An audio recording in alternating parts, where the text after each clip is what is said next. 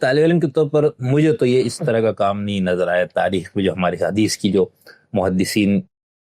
نے جنہوں نے حدیثیں جمع کی اور اس کا تحقیق کا کام ہوتا گیا جیسے شعیب ارنوت تک ہے ادھر، تو کیا آپ کو اس سے ملتا جلتا یہ یہی والا کام آپ کو کہیں ملا؟ آپ نے کہا یار یہ اتنا اچھا نہیں ہوتا، یہ میرا مشاہدہ بھی ٹھیک ہے کہ اس نوعیت کا کام نہیں ہوا؟ دیکھیں اس کام میں دو منفرد چیزیں ہیں، اس کو پہلے سمجھنا چاہیے۔ پہلی منفرد چیز یہ ہے کہ یہ کام محض حدیث پر کام نہیں ہے، یہ کام فکر فراہی نے قرآن مجید سے جو دینی تعبیر مرتب کی ہے اس کی روشنی میں حدیث کی توضیح ہے۔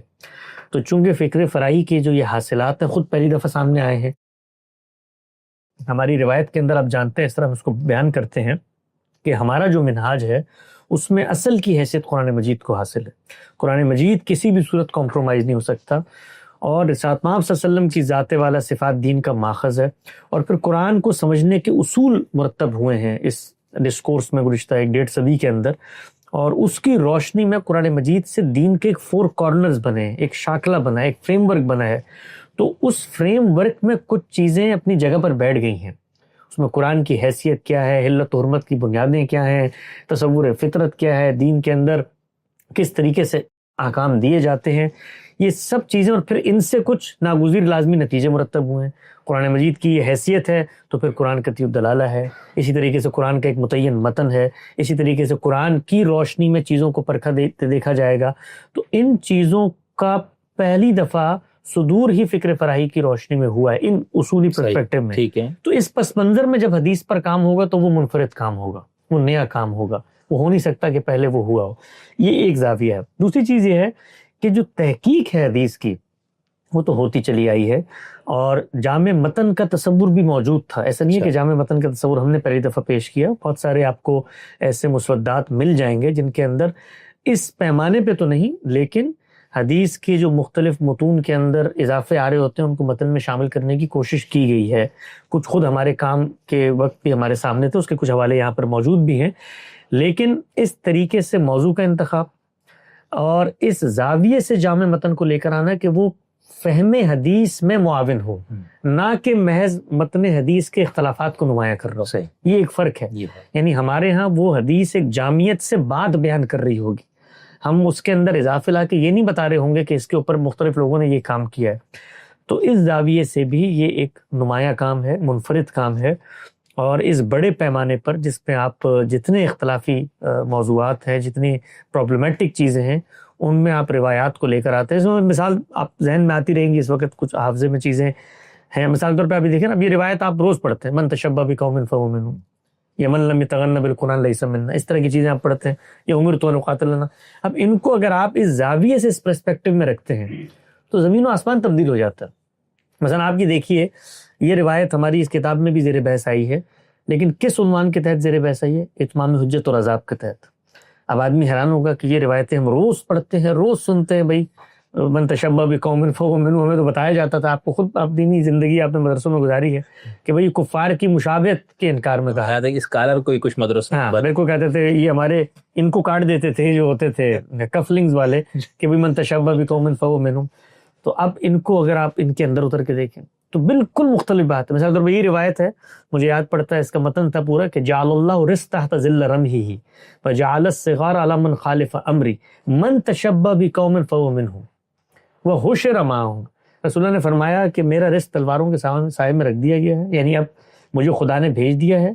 میں آؤں گا تو میرے ساتھ عذاب آئے گا، اور جعل الصغار علی من خالف امری، ذلت اور رسوائی ہر اس شخص کے لیے جو میری مخالفت، من تشبہ بقوم فہو منہم وحشر معہم۔ اب وقت آ چکا ہے کہ اس پارٹی میں شامل ہوتے ہو یا وہاں جاتے ہو، کیونکہ جو جن کے ساتھ ہوگا انہی کے ساتھ ان کا حشر ہوگا، دنیا سے ان کا خاتمہ ہو جائے گا۔ یہ روایت اس پس منظر میں ہے۔ تو یہ اتمام حجت کے پس منظر کی روایت تھی، ہمارے ہاں یہ کتابوں میں نقل ہوتی ہے، اس کا جو پورا متن ہے اس کو کاٹ دیا جاتا ہے، اور چونکہ جو ہمارے ہاں حدیث کی ابواب بندی ہوئی وہ منطقی ترتیب پہ ہوئی،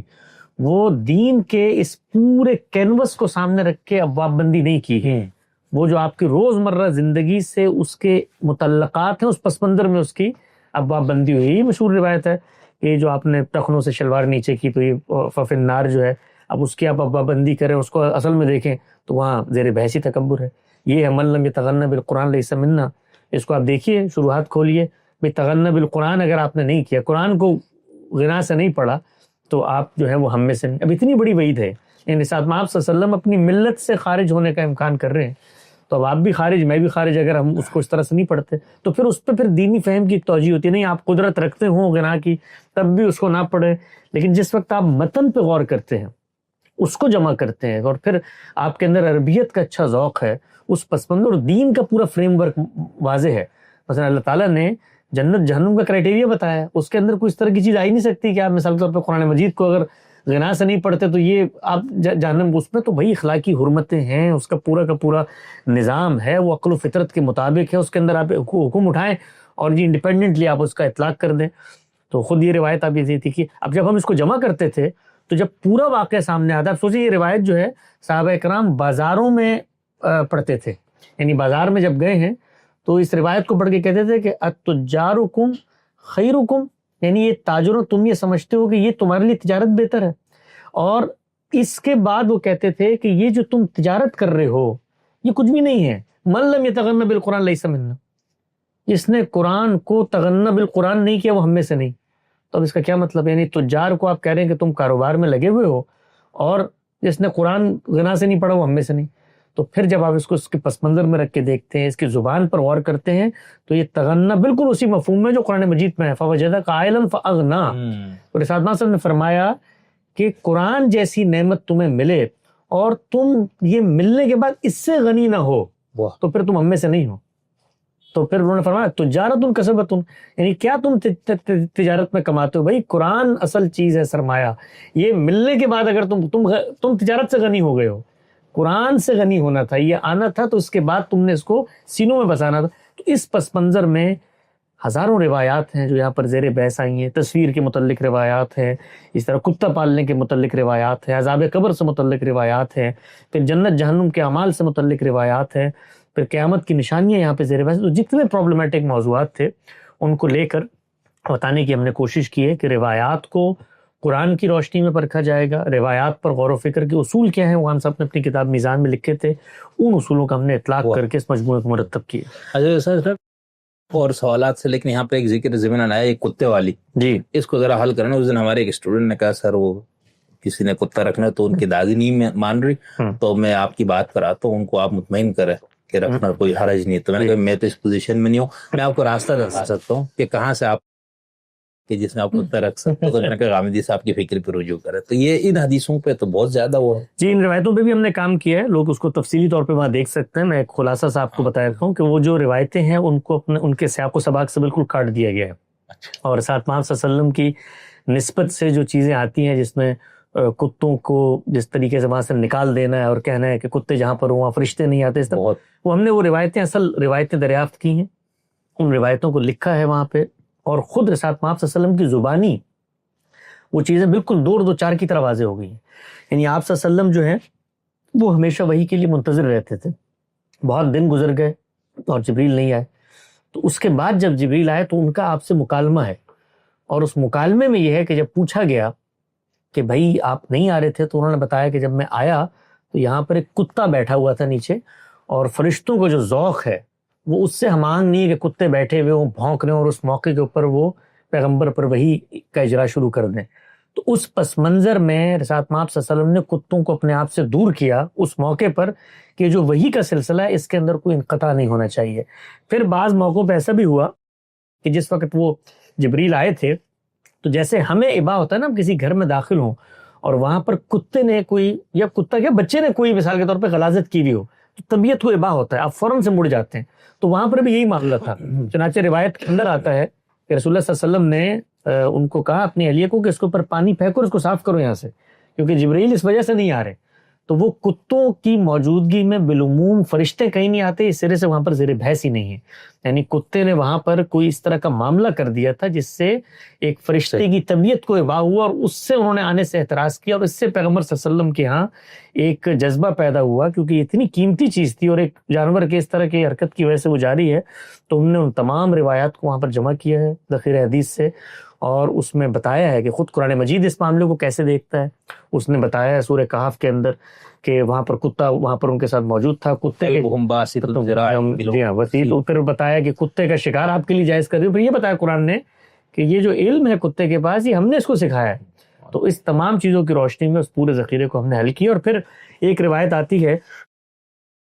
جس سے بالعموم ہمارے یہاں استدلال کیا جاتا ہے کہ کتا اگر آپ نے گھر میں رکھا تو آپ کی نیکیاں روزانہ وہ کم ہو جائیں گی. وہ تو احد پہاڑ کے برابر. تو وہ آپ وہ اگر اس کو دیکھیں اس روایت کو بھی, تو وہ روایت بھی اس سے بالکل ڈفرینٹ کانٹیکسٹ کے اندر ہے. اقتناء کا لفظ ہے وہاں پہ, من اقتناء قلب, یعنی بالکل ایسے ہی حب سے بیجا میں رکھتے ہیں. آپ جانوروں کو پکڑ کے محبوس کر لیتے ہیں, یعنی آپ نے گھر پہ ایک پنجرا رکھا اور اس کے اندر جانور باندھ دیا, اب وہ بالکل